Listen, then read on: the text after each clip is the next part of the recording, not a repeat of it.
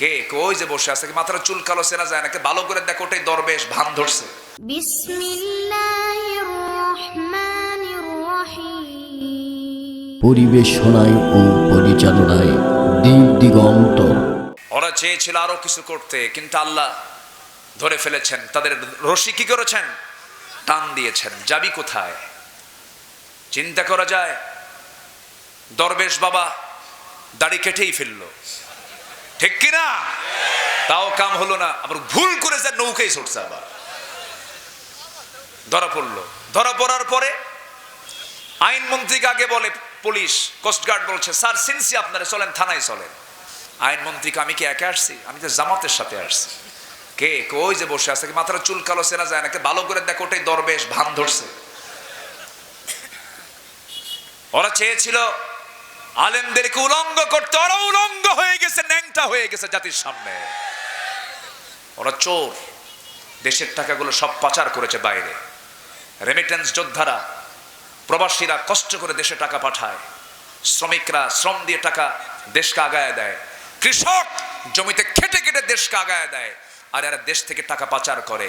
এদের দ্বারা, এদের নেতৃত্ব আমার দেশে চলতে দেওয়া যাবে না। কষ্ট পাচ্ছেন নাকি? কষ্ট পাচ্ছেন? কতগুলো বলার দরকার আছে নাকি? আগে মাহফিলে আসলে থানা থেকে পারমিশন নেওয়া লাগতো, আলোচকের নামে রিপোর্ট হতো, অনেক কিছু হতো। এখন ডিপার্টমেন্ট থেকে উল্টা ফোন দিয়ে বলে হুজুর কি প্রটোকল লাগবে, কি কিছু পাঠায় দেব কি?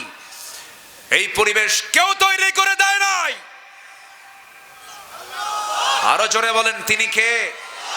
আরো জোরে বলুন তিনি কে? আল্লাহ পাক। শুকরিয়া আদায় করব। আগামীর দেশ হবে বাংলাদেশ, হবে কোরআনের বাংলাদেশ। জোরে বলি ইনশাআল্লাহ। এই জন্য নিজের যোগ্যতার দরকার আছে না নাই? কি নামাজ পড়বো না বিড়ি খাবো? বিড়ি খাওয়ার লোক আমার দেশে কম না বেশি? বিড়ি খায় বেশি না নামাজ পড়ে বেশি? ভালো করে কম। এই সেলিম ভাই, কি জেলখানাও কম খায় না বেশি খায়? ওখানেও বেশি। হাই রে বিড়ি খায়, বাপরে বাপ, ইটের ভাটা ফেল, এত খাওয়া খায়। শীতের মধ্যে আরো বাড়ে এটা।